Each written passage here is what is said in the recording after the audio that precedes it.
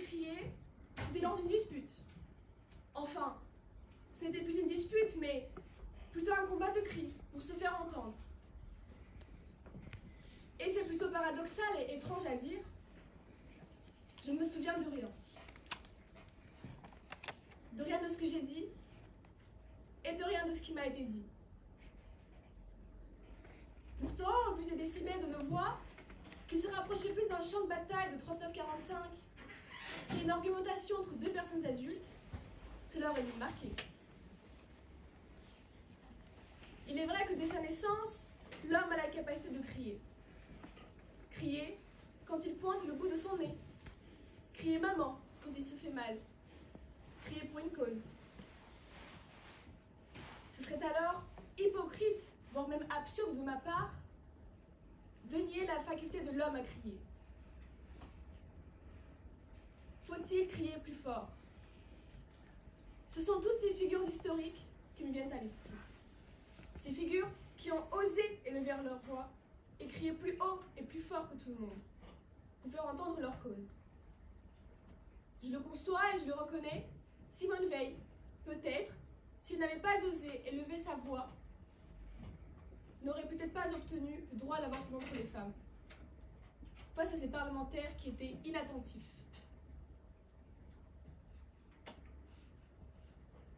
Ce ne sont pas plus des cris que les idées de ces femmes, telles que Simone Veil et Greta Thunberg, qui ont révolutionné le monde. Cette jeune lycéenne, pleine de bonne volonté et d'idées pour notre planète, n'est à mon sens pas plus écoutée quand elle crie dans un champ ou quand elle est sur un plateau TV. Quand on commence à agir, l'espoir est partout. Alors, au lieu d'attendre, cherchez l'action, disait-elle. Cette citation est, à vrai dire, en accord et représente parfaitement le monde dans lequel nous vivons aujourd'hui. Un monde dans lequel on se bat contre la nature au lieu de se battre avec elle. Un monde où l'on veut obtenir gain de cause, et ça, par tout moyen. Alors oui, si l'on réfléchit de façon linéaire, voire même animale, il faut crier plus fort. Ce terme est assez cru, je vous l'accorde, mais le cri, ce son de détresse venant du fond de nos cordes vocales de notre gorge, caractérise à mon sens plutôt un chevreuil qui vient de se faire tirer dessus par un chasseur, plutôt qu'un homme, soi-disant civilisé et instruit. Afin de vous préserver d'une grosse migraine ce soir, je me garderai de vous faire une démonstration de mon cri, tout aussi mélodieux qu'il soit. Pourtant, j'aurais pu. Et cela aurait vite mis fin au débat, au vu du dommage que j'aurais causé à vos pauvres oreilles, qui préféreraient entendre du Chopin plutôt qu'un braillement de ma part. Je suis en train de vous défendre une cause qui, à un premier abord, m'est étrangère, l'art oratoire. Ce groupe nominal, très poétique, il faut l'admettre, est décrit par Bertrand Périer comme un sport de combat. Bertrand Périer, grand avocat et spécialiste de l'art oratoire, ce n'est pas moi, mais babelio.com qui vous le dit. À travers son ouvrage, souhaite aider les personnes, et particulièrement les jeunes étudiants, à développer leur faculté à s'exprimer et à convaincre. Oui, vous avez bien entendu, mais ce domaine m'est étranger. Et certains doivent d'ailleurs se questionner sur ma présence. Moi de même, ne vous en faites pas.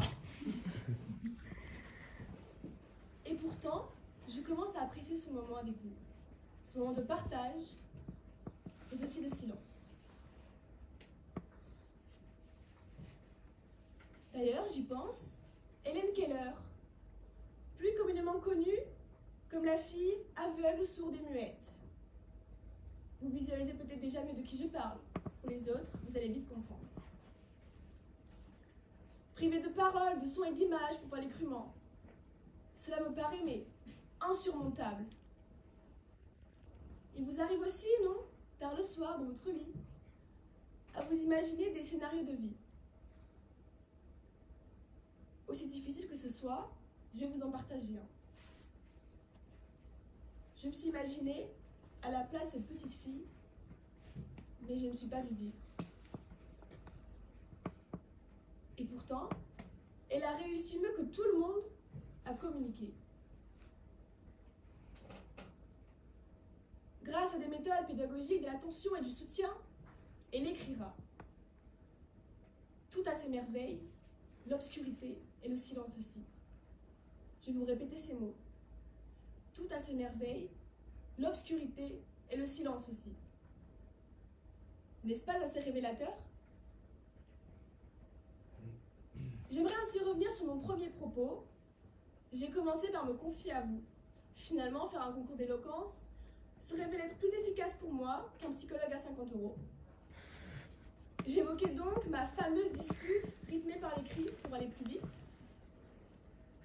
Pour vous l'imaginer un peu mieux, c'était comme un ouragan, une tempête. Les mots s'enchaînent, cela devient de plus en plus fort et piquant. Et comme on dit, j'étais sous l'effet de la colère. Et je ne pensais aucun mot de ce que j'ai dit. Eh bien, c'était le cas. Et je pense que c'est pour cela que mon cerveau a préféré faire un tri, d'entendre ce qui était dit, mais ne pas écouter. Cette tempête qui a traversé la pièce dans laquelle nous nous trouvions a laissé des séquelles, des traces, et a failli nous faire sombrer dans ses profondeurs. Mais après la tempête, arrive le calme. Après le cri des bombes, arrive la paix. C'est le moment que je préfère. J'aime écouter le silence. Contrairement à ce que l'on croit, il nous dit beaucoup de choses. Je pense ici particulièrement à Gandhi, aussi connu comme l'homme rebelle à la force tranquille. Grande figure spirituelle, philosophique et politique, indienne puis mondiale. Il a usé d'autres formes d'opposition que la violence physique ou verbale. Force tranquille. Ce sont les termes qui reviennent le plus à son sujet. Et pourtant, ce même homme qui passait plus de temps à méditer qu'à parler a changé la vie de populations colonisées. Nous avons tous des manières différentes d'expression, mais des similitudes se retrouvent. Tandis que certains préfèrent le dessin, d'autres la musique ou la danse, la finalité est la même, faire passer un message. L'art se révèle être un moyen d'expression plutôt utilisé depuis des siècles et des siècles, et même encore aujourd'hui. La sculpture, le slam, la peinture ou encore les danses modernes sont souvent employés comme symbole d'opposition ou de soutien d'une cause. Ces formes d'expression plus douces sont aussi moins discriminantes. Oui, moins discriminantes au vu des personnes qui n'ont pas la faculté de s'exprimer, de parler ou encore de crier, mais qui préfèrent le faire autrement. Messieurs, dames, c'est synonyme de liberté. La liberté, valeur qui nous est chère et que l'on défend depuis des siècles, notamment en France. 10 pays des droits et libertés de l'homme et lui consacrent même des textes de loi. La liberté, en son sens premier, signifie d'être libre de conscience, de faire des choix.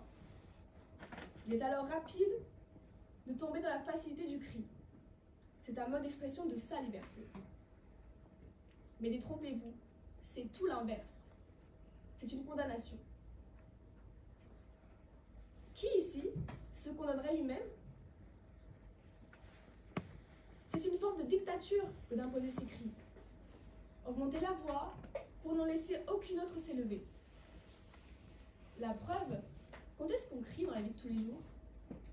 Eh bien, au sport par exemple, quand on veut dominer son adversaire, comme le cri impressionnant des All Blacks. Et encore dans le sport, l'enjeu est moindre. Oui, prenons des situations plus sérieuses, plus graves. Dans les régimes dictatoriaux, il serait mieux de se faire discret pour organiser une réelle opposition plutôt que perdre son sang-froid et crier d'indignation. Cela aiderait juste aux dictateurs de renforcer sa place et d'éradiquer toute opposition.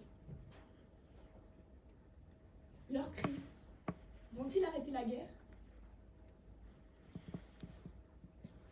C'est de réelles actions réfléchies et efficaces dont nous avons besoin, non juste d'un instinct primitif d'être humain apeuré ou encore en colère.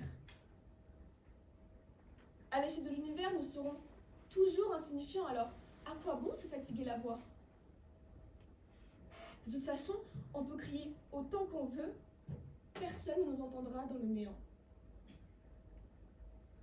Alors messieurs, dames, exprimons notre paix, notre amour, notre joie ou encore notre colère, mais rendons-les plus impactants par le pouvoir des mots et des gestes. Toutes les réponses à ces questions sont évidentes. Il n'est pas nécessaire de pousser la voix jusqu'à la perdre. On peut seulement se faire entendre en criant, mais pas se faire écouter.